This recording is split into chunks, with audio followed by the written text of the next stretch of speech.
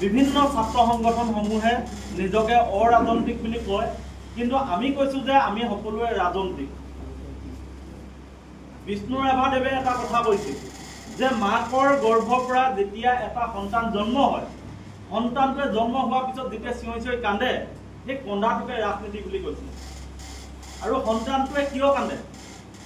মাকৰ গৰ্ভত থাকোঁতে সন্তানটোৱে মাকৰ পৰা উশাহ নিশাহ খাদ্য সকলো পাই আছে, আৰু যেতিয়াই জন্ম হ'ল সন্তানটোৱে উশাহ নিশাহত কষ্ট পালে বা সন্তানটোক ভোক লাগিছিল, আৰু তেতিয়াই সন্তানটোৱে চিঞৰি চিঞৰি কান্দিছিল। আৰু তাকে বিষ্ণুৰাভাই কৈছে ৰাজনীতি, অধিকাৰৰ ৰাজনীতি।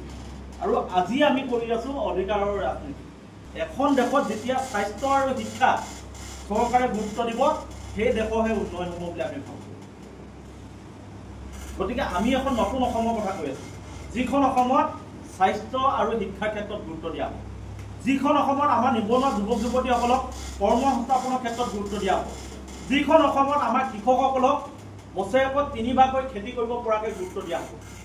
আজি পঞ্জাৱৰ কৃষকে থাৰ চলাই ফুৰে, ইন'ভা চলায়, কিন্তু আমাৰ অসমৰ কৃষকে পথাৰত পানী নাই বুলি মূৰে কপালে হাত দিবলগীয়া হয়। গতিকে এই ব্যৱস্থাবোৰ পৰিৱৰ্তন আমাক লাগে নাই? আমি নতুন প্ৰজন্ম হিচাপে এই কথাখিনি ভাবিব লাগিব। আজি নতুন প্ৰজন্মই যদি আমি আহিবলগীয়া দেশৰ ভৱিষ্যতৰ কথা ভাবোঁ, তেতিয়াহ'লে আমি দেশখন সলনি কৰিব পাৰিম। আমি দেশখন সলনি কৰিবৰ কাৰণে আমি নতুন প্ৰজন্মৰ ৰাজনৈতিকভাৱে সচেতন হ'ব লাগিব। আমি প্ৰতিটো কথা ৰাজনৈতিক দৃষ্টিভংগীয়ে চাব লাগিব। আমি পঢ়ি থকা কলেজখনত কি হৈ আছে, সেই দৃষ্টিভংগী ৰাজনৈতিক হ'ব লাগিব। আমি থকা গাঁওখনত ৰাস্তাটো কিয় হোৱা নাই, সেই দৃষ্টিভংগী ৰাজনৈতিক হ'ব লাগিব। গতিকে আমি জাতীয় যুৱ বাহিনী আৰু ৰাইজৰ দলে কৈছোঁ যে আমি মানুহৰ সমস্যা কেন্দ্ৰিক আমি কথাবোৰ আঞ্চলিকতাবাদৰ জৰিয়তে, ৰাইজৰ দলৰ জৰিয়তে আমি বিধানসভালৈ লৈ যাব। গতিকে আমি অপেন কৈছোঁ যে আমি ৰাজনৈতিক ছাত্ৰ সংগঠন, আমি ডাইৰেক্ট ৰাজনীতি কৰিব আহিছোঁ। আমি ৰাজনৈতিকভাৱে আমাৰ সমস্যাখিনিৰ কথা আমি ক'ব আহিছোঁ। যিকোনো এটা সমস্যা ৰাজনৈতিকভাৱেহে সমাধান হ'ব।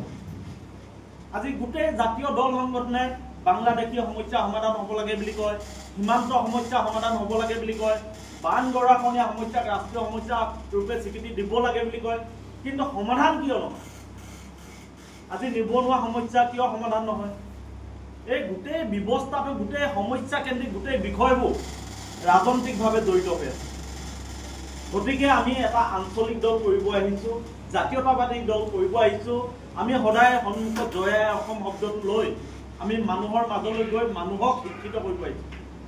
আজি মানুহক সজাগ কৰিব আহিছোঁ, মানুহক অধিকাৰৰ প্ৰশ্নবোৰ আমি ক'বলৈ শিকাব আহিছোঁ। আজি মই যে ক'লো সন্তানটো জন্ম হ'লেই চিঞৰি চিঞৰি কন্দাটোকে ৰাজনীতি, আমিও তেনেকৈ আমাৰ অধিকাৰৰ কথাখিনি ক'ব লাগিব। আমাৰ পেটত ভোক লাগি থকা কথাটো আমি আমাৰ মাক ক'লেহে মায়ে গম পাব যে সন্তানৰ ভোক লাগিছে।